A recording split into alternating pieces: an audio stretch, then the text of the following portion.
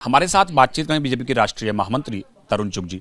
Sir, CDS का बयान आया, उसके बाद मल्लिकार्जुन खड़गे जो हैं वो लगातार हमला कर रहे हैं सरकार के ऊपर। बोलेंगे कि आप विशेष सत्र क्यों नहीं बुलाते, आप क्यों नहीं जवाब देते सवालों के। सत्र होता है तो आपके नेता राहुल गांधी विदेशी मित्रों के साथ विदेश घूमने चले जाते, या सदन के अंदर इशारों में क्या क्या काम करते सारी देश जानता है।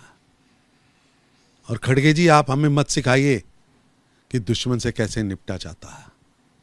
2004 से 14 तक देश ने रोज जवानों की शहादत देखी, लेकिन आपकी यूपीए सरकार सिर्फ घड़ियाली आंसू बहाती रही या क्रिकेट मैच बंद करती रही। 26/11 से लेकर सीमाओं पर कटे जाने वाले सिरों तक आपने कुछ नहीं किया। जब आपकी सरकार थी तो सेना को गोली चलाने तक के आदेश दिल्ली से 10 बार लेने पड़ते थे। आज नरेंद्र मोदी का शासन है, ये मोदी युग है। तीनों सेनाओं को खुली छूट दी जाती, जब चाहो, जहां चाहो और जिस तरह चाहो, आपको खुली छूट है। ये नया भारत है, नरेंद्र मोदी का भारत। और मैं खड़गे साहब आपसे कहना चाहता हूं, मोदी जी के भाषण का एक एक शब्द देश की सुरक्षा, देश की संप्रभुता, देश के विकास का प्रतीक है। और आपका एक एक शब्द पाकिस्तान की भाषा है, पाकिस्तान के मीडिया की भाषा है, या भ्रम पैदा करने वाली भाषा। सर, आपने पाकिस्तान का जिक्र किया, खड़गे भी यही कह रहे हैं कि अब तो पाकिस्तान भी सेशन बुला रहा है, उसकी चर्चा कर रहा है, लेकिन यहाँ भारत में सरकार क्यों नहीं कर रही? यहाँ उनके नेता कहते हैं कि सेशन में आप आपातकाल पर चर्चा मत करो। आपने पूरे देश को जेल बनाया, देश के संविधान को सस्पेंड किया, देश की लोकतांत्रिक प्रक्रिया को सस्पेंड किया, इंस्टीट्यूशंस को बंद किया, और उस पर चर्चा से भी भाग रहे हैं।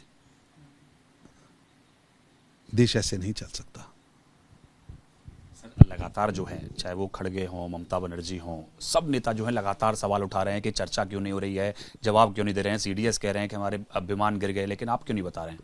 ममता बनर्जी ने ऑपरेशन सिंदूर का विरोध कर यह सिद्ध कर दिया कि उन्हें पाकिस्तानियों के आतंकवादियों की तो चिंता है, पाकिस्तानी आतंकवादियों की तो चिंता है, लेकिन पहलगाम में मारे गए निर्दोष निहत्थे भारतीय नागरिकों की चिंता नहीं है। जिस सिंदूर अभियान में हमारी सेना ने पाकिस्तान की सीमा में घुसकर 100 से अधिक आतंकियों को मार गिराया, ये नेता उस पर सवाल उठा रहे हैं, और वो भी पाकिस्तान की भाषा में सवाल उठा रहे हैं। ममता बनर्जी ने वोट बैंक के लिए देश की अस्मिता को गिरवी रख दिया। आज बंगाल के अंदर घुसपैठ, भ्रष्टाचार, महिला अत्याचार, हिंदुओं पर न्याय का गढ़ बन गया। आज कोयला घोटाला हो, शिक्षक भर्ती घोटाला हो, पशु तस्करी घोटाला हो, आवास घोटाला हो, बंगाल की जनता ममता बनर्जी की सरकार से पूरी तरह त्रस्त है, लेकिन ममता जिहादियों के पालन पोषण में मस्त है। भ्रष्टाचार के, बंगाल के हर भ्रष्टाचार घोटाले के मूल में तृणमूल है, तृणमूल है। धन्यवाद हमसे बात करने के लिए। कैमरा पर्सन निखिल रस्तोगी के साथ Pawan Gaur, ABP News, Delhi. For exclusive and insightful videos, subscribe to our new channel ABP Live Premium.